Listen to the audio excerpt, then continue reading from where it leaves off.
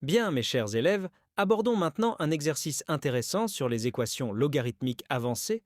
Nous allons résoudre une équation et, comme toujours, il faudra être méthodique. L'équation que nous allons attaquer est la suivante. Logarithme népérien de, entre parenthèses, x au carré moins 2x plus 2, le tout égal à 2. Notre mission se déroulera en 3 étapes clés.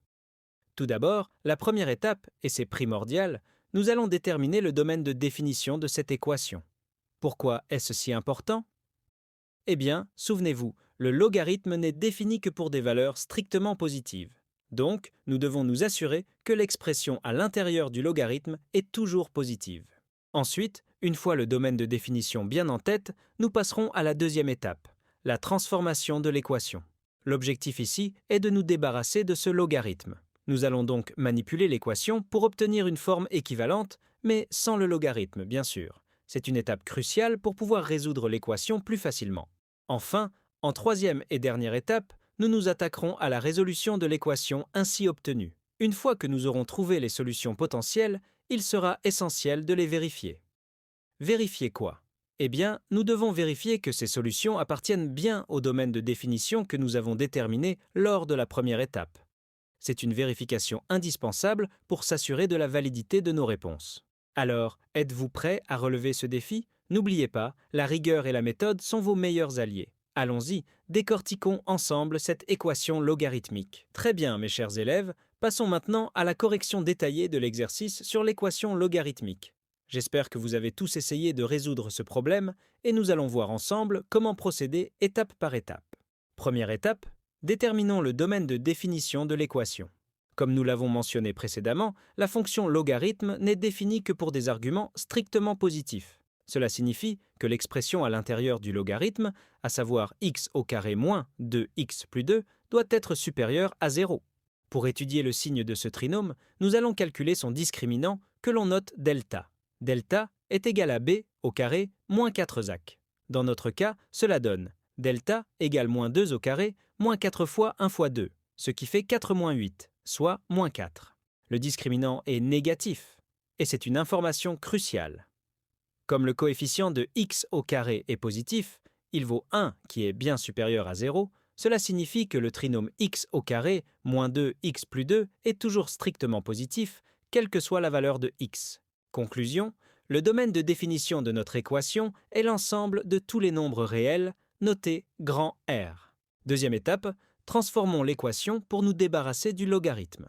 L'équation de départ est logarithme népérien de, entre parenthèses, x au carré moins 2x plus 2 égale 2.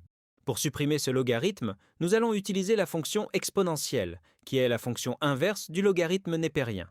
On applique donc l'exponentielle des deux côtés de l'équation, ce qui nous donne exponentielle de, entre parenthèses, logarithme népérien de x au carré moins 2x plus 2 est égal à exponentielle de 2. Grâce à la propriété fondamentale du logarithme et de l'exponentielle du logarithme s'annule et nous obtenons x au carré moins 2x plus 2 est égal à exponentielle au carré. Troisième étape, résolvons l'équation du second degré ainsi obtenue. Nous avons donc maintenant une équation du second degré. X au carré moins 2x plus 2 moins exponentielle au carré est égal à 0. On peut réécrire cela comme x au carré moins 2x plus, entre parenthèses, 2 moins exponentielle au carré est égal à 0. Pour résoudre cette équation, nous allons utiliser la formule générale de résolution des équations du second degré. Rappelons-la, x est égal à moins b plus ou moins la racine carrée de, entre parenthèses, b au carré, moins 4ac, le tout divisé par 2a. Dans notre cas, a est égal à 1, b est égal à moins 2, et c est égal à 2 moins exponentielle au carré. En remplaçant ces valeurs dans la formule, nous obtenons x est égal à, entre parenthèses, 2 plus ou moins la racine carrée de, entre parenthèses, moins 2 au carré, moins 4 fois 1 fois, entre parenthèses, 2 moins exponentielle au carré, le tout divisé par 2 fois 1. En simplifiant, on arrive à x est égal à, entre parenthèses, 2 plus ou moins 2 fois la racine carrée de, entre parenthèses, exponentielle au carré moins 1, le tout divisé par 2. Finalement, on simplifie encore pour obtenir deux solutions possibles. x1 est égal à 1 plus la racine carrée de, entre parenthèses, exponentielle au carré moins 1. x2 est égal à 1 moins la racine carrée de, entre parenthèses, exponentielle au carré moins 1. Puisque notre domaine de définition est l'ensemble de tous les réels, ces deux solutions sont valides. Conclusion. Les solutions de l'équation logarithme népérien de, entre parenthèses, x au carré moins 2x plus 2 est égal à 2 sont donc 1 plus la racine carrée de, entre parenthèses, exponentielle au carré moins 1 et 1 moins la racine carrée de, entre parenthèses, exponentielle au carré moins 1. Voilà, mes chers élèves, la correction complète de cet exercice. J'espère que vous avez bien compris chaque étape. N'hésitez pas à poser des questions si certains points restent obscurs. L'important, c'est de comprendre la logique et la méthode. Entraînez-vous et vous deviendrez des experts des équations logarithmiques. Intéressons-nous maintenant à un exercice qui combine les fonctions logarithmiques et les quotients. C'est un excellent moyen de consolider vos connaissances sur les domaines de définition, les propriétés des logarithmes, les variations de fonctions et les asymptotes. Nous allons considérer la fonction g de x définie comme suit. G de x est égal au logarithme népérien de, entre parenthèses, x divisé par x moins 1. Notre objectif est de décortiquer cette fonction en 5 étapes essentielles. Premièrement, et c'est crucial, déterminer le domaine de définition de la fonction g.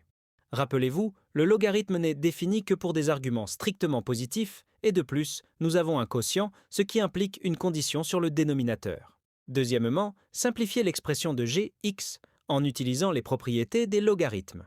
On peut souvent simplifier une expression logarithmique en utilisant les règles de transformation. Ça peut rendre la suite plus facile.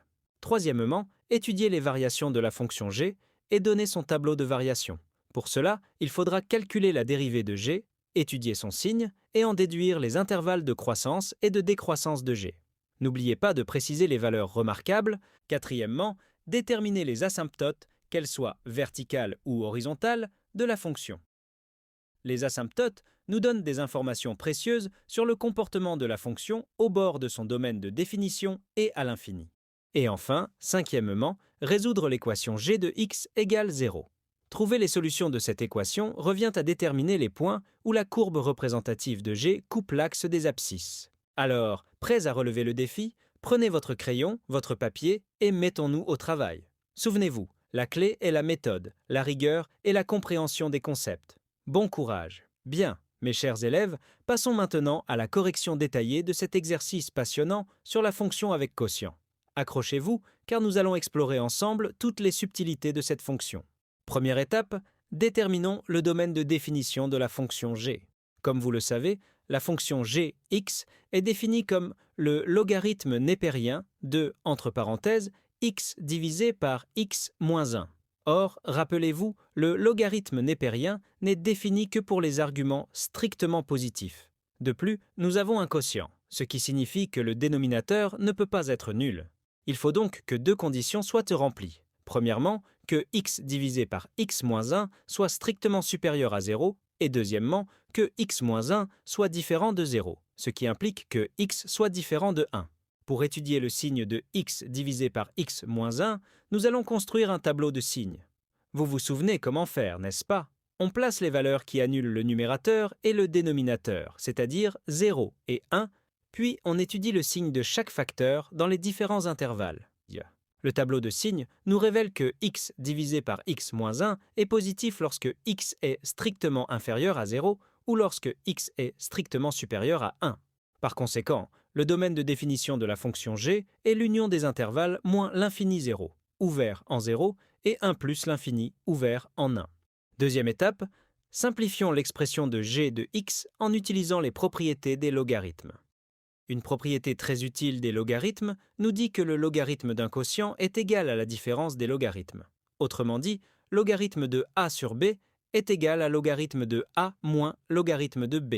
En appliquant cette propriété à notre fonction g de x, nous obtenons g de x est égal au logarithme népérien de x moins le logarithme népérien de x moins 1. Cette simplification peut nous aider à mieux comprendre le comportement de la fonction. Troisième étape, étudions les variations de la fonction g et donnons son tableau de variation.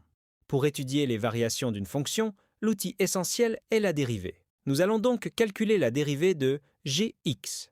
La dérivée du logarithme népérien de x est 1 sur x, et la dérivée du logarithme népérien de x moins 1 est 1 sur x moins 1. Par conséquent, la dérivée de gix est 1 sur x, moins 1 sur x, moins 1.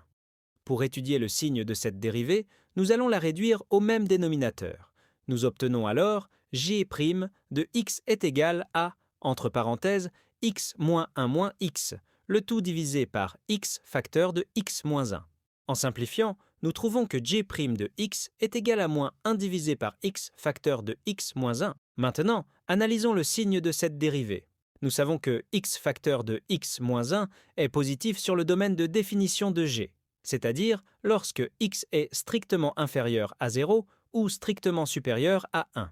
Comme le numérateur de g' de x est moins 1, qui est négatif, cela signifie que g' de x est strictement négative sur le domaine de définition de g. Par conséquent, la fonction g est strictement décroissante sur les intervalles moins l'infini 0 et 1 plus l'infini. Pour compléter notre étude, calculons les limites de g aux bornes de son domaine de définition. La limite de g de x lorsque x tend vers moins l'infini est 0. La limite de g de x lorsque x tend vers 0 par valeurs inférieures est moins l'infini. La limite de g de x lorsque x tend vers 1 par valeur supérieure est plus l'infini. Et la limite de g de x lorsque x tend vers plus l'infini est 0.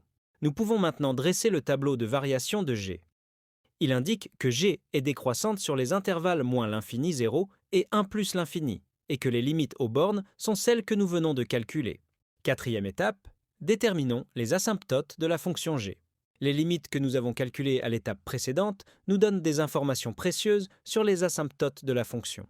Comme la limite de g de x lorsque x tend vers moins l'infini ou plus l'infini est 0, cela signifie que la droite d'équation y égale 0, c'est-à-dire l'axe des abscisses, est une asymptote horizontale de la courbe représentative de g en moins l'infini et en plus l'infini. De plus, comme la limite de g de x lorsque x tend vers 0 par valeurs inférieures est moins l'infini, cela signifie que la droite d'équation x égale 0, c'est-à-dire l'axe des ordonnées, est une asymptote verticale de la courbe représentative de g. De même, comme la limite de g de x lorsque x tend vers 1 par valeur supérieure et plus l'infini, la droite d'équation x égale 1 est également une asymptote verticale de la courbe. Cinquième étape, résolvons l'équation g de x égale 0.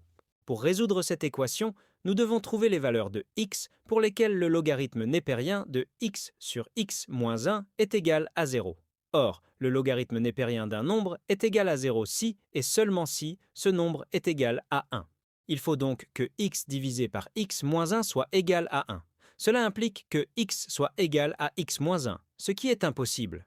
Par conséquent, l'équation g de x égale 0 n'a pas de solution. Cela signifie que la courbe représentative de g ne coupe jamais l'axe des abscisses. Conclusion. Nous avons étudié en détail la fonction g de x. J'espère que cette correction vous a permis de mieux comprendre les concepts clés de l'analyse de fonctions. Entraînez-vous régulièrement et vous maîtriserez bientôt ces notions.